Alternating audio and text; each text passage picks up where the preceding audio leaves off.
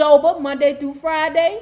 And then on the weekends, he want to get downright jiggy with it. Okay, I ain't got a problem with that as long as you know how to act. Okay, drunks, I don't mind a good drunk that talks and then go to sleep. Now, when you get drunk and you want to start hitting people and belligerent and get behind the wheel, then you got to go. That's how you do it, Robin.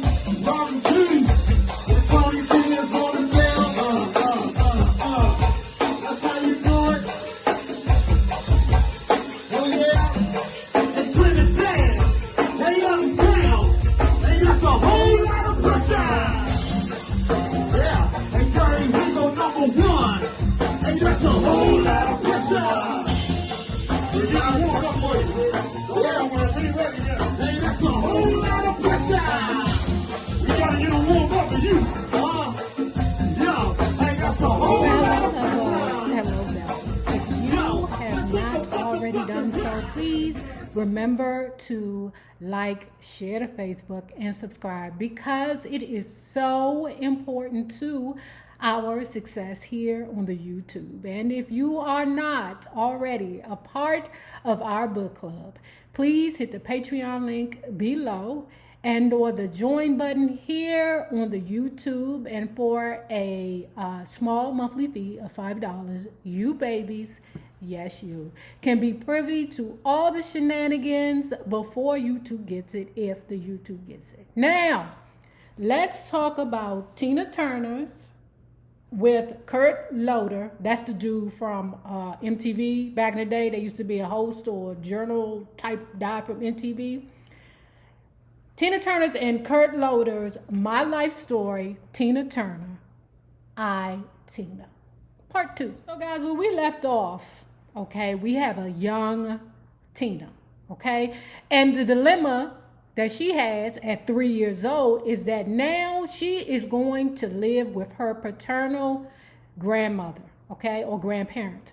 This is a result of her two parents, that would be Zelma and I forgot, Richard, okay? They decided that they wanted to go yonder to Knoxville, Tennessee, leave Nutbush, and go yonder to Knoxville, Tennessee, because America is at war. Right? And they round there trying to come up with new ways to blow shit up. What happened was her father went over there and her mother went over there to get themselves a good government job. Shit, it's the American way.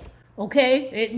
It's the American way, especially for us black Americans. You know, with us, once we get a good government job, we sitting back like a fat rat in the cheese factory. Now, I don't know if it's like that no more because we live in a time of Bitcoin. Her older sister, Aileen, I think her name is Aileen Bullock, okay? Now, don't forget she has two older sisters. That's Evelyn, her older half-sister, that's just by her mammy, and some other nigga, okay? And then we got Aileen, that's about 6 years old. Okay, and she is living with the maternal grandparents. Now, Tina Turner wants to live over there with them because she feels like her maternal grandparents, the Currys, are very loving and nurturing. She said she never got a beating from her grandmother, okay? But what her grandmother would do is get the wooden spoon. You know, if you are of certain seasoned age, y'all know about that goddamn wooden spoon. Okay, she said it never really hurt, but it's just the point that you didn't want to take your grandmother to the place where she would whip your ass with the spoon, but it was never harsh. The Bullocks, she said it was totally different.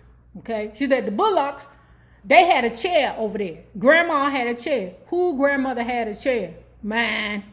When your grandmother put you in that goddamn chair, tell you sit your ass there until until I tell you to get out, and you watching your cousins have a good goddamn time eating cake. You looking at them eat cake, and you sitting there in the chair, mad as hell.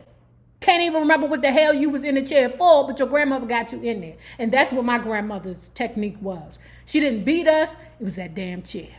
Oh my God, to see Mick and Danny and Coswella and Andrew and all them playing, and my mother ass is sitting in the chair. Nigga, this is hell. She is over there at Mama Roxana's house.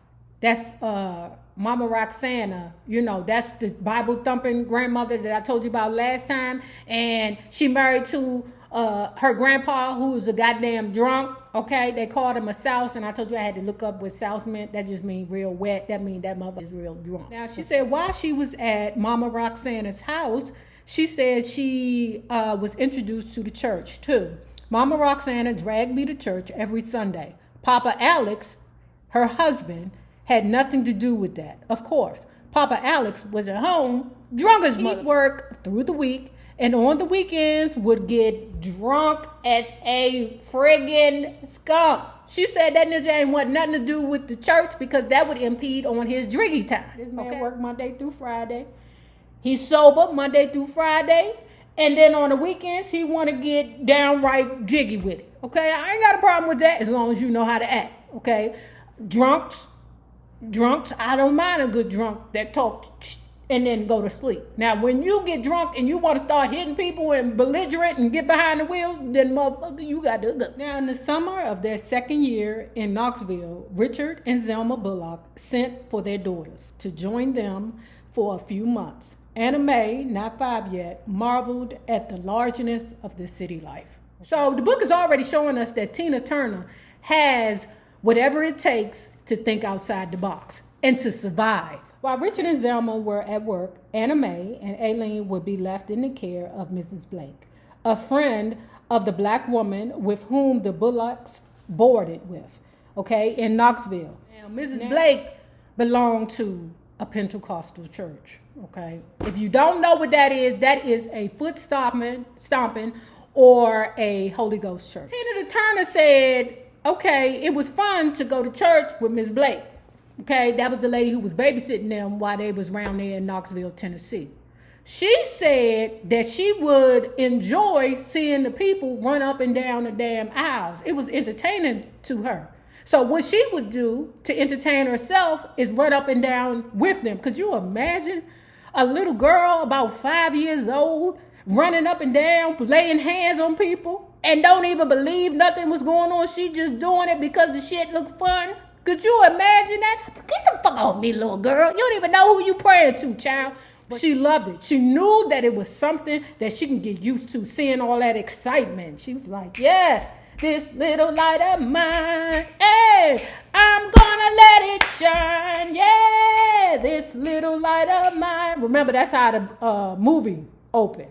But I told y'all, this movie is actually, this book is actually what's got to do with it, but it plays more towards Tina Turner and her life. Now, she wasn't there for the Bible, and learning about the Jesus. She wasn't there for none of that. What she was there for was to look at the people and laugh at them and then participate when she felt like it was fun. And she felt all that, buffoonery. I'm not saying that it is buffoonery because I told you that would be, my faith is apostolic also. I don't have a problem with the Holy Ghost Church now. Don't come up to me, putting your arms on me or putting a cover over me, and try to drag me up and down the aisle. Don't do that because you get fucked up doing that. I don't care if we in church or in the street. Don't do that. I'm not making fun of them Holy Ghost people, but hey, if you ain't ready, don't go. Don't go. Like I was saying, Anna Mae, Tina Turner was like, oh no, this church stuff ain't for me. I can't get with it. Right? Now I can get with it with these folks because they know how to have a good goddamn time. But when she went back home to Nutbush to the, plain Baptist church, she was like, oh, no. Y'all ain't nobody running. Ain't nobody crying. Ain't nobody putting, blankets over top of people. None of that. She's like, I really ain't with this. Plus, you want me to pray to a white man? Answer no. So she already knew at 5 years old, according to the Tina Turner, that she wasn't going to be with this Christian type thing. She wasn't going with it. Now, I'm not going to lie. I kind of look at Tina Turner sideways because I say, girl, she got too many damn memories for her to be so young. I think my earliest memories probably was about 5 or 6. But this girl's taking it all the way back to when she was 3. I don't know. I'm not a Buddhist. Maybe when you are Buddha, your dreams come to you. I don't know. Maybe somebody helping her. I don't know. I don't want to fight the lady. Now, Anna Mae is now in school, right? She ain't feeling school either. Right. For her to say, okay, I went to school because I had to go to school. That's something that I understand. I was just there. I was a body. Now, I learned along the way, but for me to be one of those kids to wake up and be like, yo, it's time to go to school, that was not your girl. I was never happy to go to school. Let me tell you my biggest problem at Theodore Roosevelt High School. I played hooky all the time. All the time. My mother used to whoop my ass up and down Georgia Avenue. Nene, what the is wrong with you that you don't want to go to school? I don't like school. School don't like me. Until they told me my ass was not going to graduate or get my diploma in the 12th grade. Danger. And I had to go to my mother and tell my mother, Mommy, they saying I'm not going to graduate. Remember I told you my mother was a very, very beautiful woman. Okay? All I know is a couple of days later, we up at the school, okay? The man said, listen, Mammy. He didn't say it like that, but, all my teachers love my mother, okay? Even when I went to private school, the priest loved my mother, okay? My mother had the priest out there smoking cigarettes and drinking Jack. All I know was my mother looked at me and said, Nene, do you think you can do those 3 classes in the day? I said, no, it wasn't 3, it was 4. Okay, I didn't have a job. You hear me? Because the only way you can get out of school part-time is if you had a job. Okay, my job was watching my little sister. Okay, now, when my mother turned to me and said, Nene, do you think that you can handle this? And I handle this. Ma, I ain't trying to stay back here in this damn place that I don't really like, and I know you ain't gonna let me drop out. So yeah, I can do it. That semester I got all A's. You hear me? That final semester I got all A's. Now all the semesters before then it was all F's. Okay, but I graduated with a D average, nonetheless. Now again, Tina Turner is feeling very alone. Right. She said that if it wasn't for her relationship with Margaret, she would have felt totally, emphatically alone.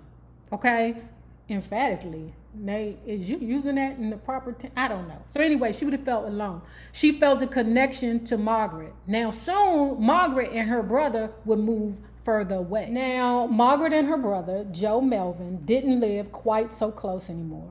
There were still family visits, of course, but mainly Anna Mae and Margaret would see each other only on weekends, usually Saturday nights. This was when both the Bullocks and the Currys, along with other rural denizens from miles around, would drive into Ripley for a night of relaxation in the Hole. The Hole is a place, I guess, where Black folks could feel comfortable enough to be free, enjoy their family and their friends, okay? Now, it was some, stuff going on in the Hole, but we'll get into it. Tina Turner says it like this, okay? She said this is where she got her first experience with knowing about sex, okay?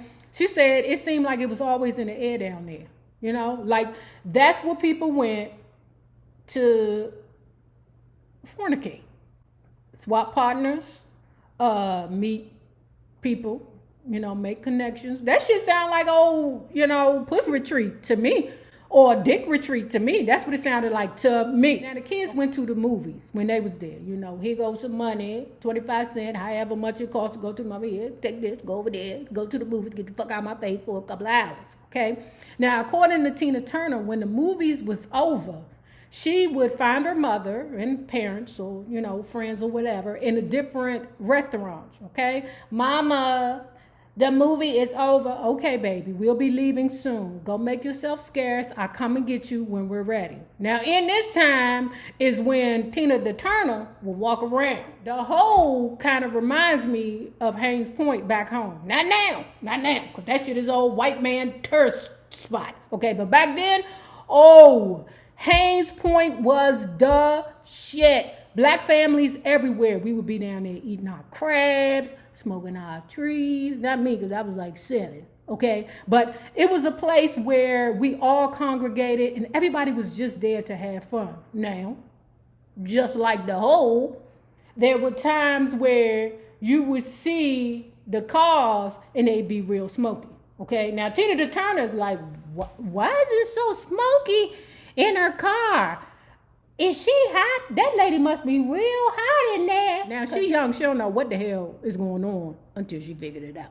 Okay, she figured out that some of them black folks was in the back of them cars smoking up them windows because they is hot and heavy in there hunching. Hot, heavy, and hunching.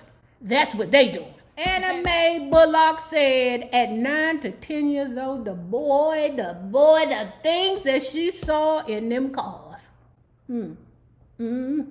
So when the mammy said go get scared, she didn't care. Because to her, it was an old porn show out there, open market. You know? She like this in the window. Black people knew how to have fun, and they had fun, a different kind of fun. So sometimes you see white people standing around just watching. Will never, ever, ever change. White people, I love you. I don't have no problems with you. You know, hey, you know, I've come in contact, you know, before with some, you know, something pink before, you know what I'm saying? But anyway, white people, I love you. But when she said this in the book, I said, oh, goddamn, things don't change. History truly repeats itself, okay? So what she said was that because black people know how to have fun, real fun, a different kind of fun, she said that there would be white spectators all around the excursions or out of the outside perimeter of the hole looking. Okay? They loved it. We were entertaining to them. They were amazed. They still are. T0m. Well, Margaret loved me and I loved her too. She was my only real friend, always there for me to talk to be with, to learn from. My first teacher, she was 3 years older than me, and she was my cousin, my sister, my mother, my heart. Y'all, that's how I feel about my Mick.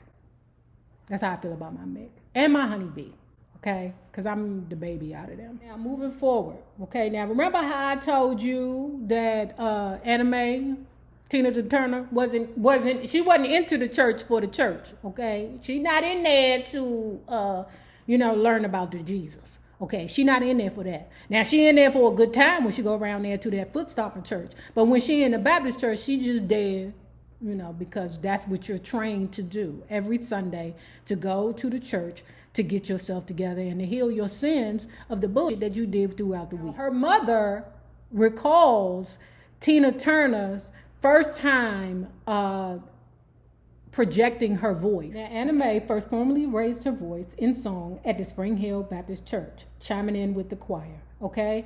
Onward, Christian Soldier, and Amazing Grace. I love this. Onward, Christian soldier, marching on to war. That was my shit. Her mother continues to say she was something all right, a real live wire. If I hadn't been ... Well, my husband and I had problems from the time I was pregnant with Anna Mae, and they just got worse. It was always kind of difficult for me to, well, ... Well, things were just difficult. Now, Tina Turner say that, once she realized that, she could sing and people enjoyed it. I might not like the Jesus, okay? But this church choir thing is for me. Tina said, sign me up immediately. This is what I need to do. Now, while she's singing fa la la la la's in the choir, her older half-sister, Evelyn, is out there in the car mashing it up, okay? But according to the Tina Turner, she always got caught, okay? Girl, how do you go to church to fuck? What kind of BS is that? What kind of learning is you doing? Girl, she's supposed to be in the church and she is in the parking lot hunching. Tina talks about how she always had big dreams, okay? Because she was always by herself. She ain't had nothing to do but dream. She said one thing that wasn't incorporated into her dreams was picking cotton. Fuck picking cotton. She said that when her family was around there picking cotton, because that her father and her father's father were all living on the Poindexter's property, okay? And their job in return for living on the property was to pick the cotton. The whole family picked cotton, okay? Tina Turner said, look, it wasn't for me, You got people out there bringing home after one day 3 big bags, okay? And I couldn't even fill up one bag. 1, because I wasn't enthused to do it. And 2, no. Answer no. I ain't no picking cotton, bitch. Now we get to Tina Turner. She talk about sex now. So I guess I probably became aware of sex back then before I ever knew anything about love. My mother and father didn't love each other. So where do you learn love from? That was something white people did. It seems sitting real close, being in love, is something that she never saw black people do in those days. She said that among black people, it was more sexual than love or affection. She said it seemed like the black people were always sneaking off into the sheds or someplace like that, getting it on. So Tina Turner is now talking about this girl named Nancy. She said that that girl was so pretty, okay? She was of mixed race, all right? Now, don't be mad at Tina because, you know, she said that she was of mixed race, making it seem like, you know, beauty is equated with something that has, you know, something else in it other than black, okay? Don't be mad at her. It's the damn 40s or something like that. It was a dude named Welton. We're going to call him Templeton. Hold tight, and I'm going to tell you why, right? But Templeton used to have girls to go into the shed with him, okay? Tina Turner couldn't understand why the hell is all these girls going in the shed with him? And then why is Nancy going in the shed with him? What the hell is in the shed? She's still young, okay? She don't quite know what's going on, but then she do, right? She said, you know, because she didn't believe that, you know, pretty Nancy would go into the shed with Templeton, okay? She snuck up on the shed, you know, looked in the window, and saw some things that Nancy and Templeton was doing, okay? She still couldn't believe it. Why would Nancy let Templeton do that to her? Why would he do? Do he know her? Do she know him? Ugh. Now, the reason why we call this man Templeton is because he was a farmer. He worked on the farm, okay? And from time to time, she would see him catch rats, snap their necks, squish out all the black stuff, fry it up, and eat it. Now, listen.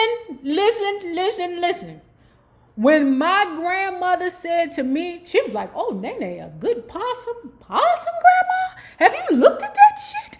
A possum?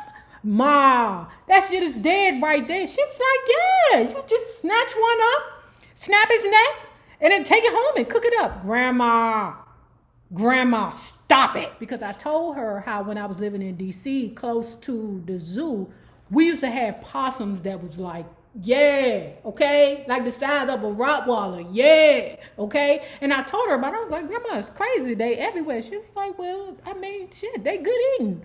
Good eating, Grandma, stop it. But when she said that Templeton was catching rats, snap that. Now, this right here made me feel like, come on, hold on, Tina Turner. Are you sure this is real, girl? You sure you wasn't dreaming this, girl? When she said that Templeton ate rats, no. Country folk, have you ever heard of eating a rat? Now, I've heard of a possum, but a rat, you got me fucked up with that one. So now she's in grade school with two friends, okay? One of them was named Wanda Jean, and the other one was named Glodine. Now, both of them and all three of them is virgins, okay? Ain't none of them jumped the broom yet into, you know, sexual proclivities. She said, you know, these girls wasn't thinking about hunching, or at least she never heard them thinking about hunching, okay? You know why? Because their parents probably overwhelmed them with school bunks. You know, they keep hitting your children in the head with books. Read this book. They in grade school. Was I thinking about fucking in grade school? I don't even know. I don't even remember. So I was 10 going on 11. It was 1950. I knew that the problems between my mother and father had gotten worse and worse. And now I knew that something was going to happen. I could feel it. And this time I knew Mom wouldn't just be running off to Mama Georgia's house for a few days either. Then suddenly she was gone. Daddy came home and he kind of panicked. He went to Mama Georgia's, but she wasn't there. He looked everywhere, but she had disappeared. It took him about a week to find out that she was no longer down south, that she had moved to St. Louis to live with her aunt.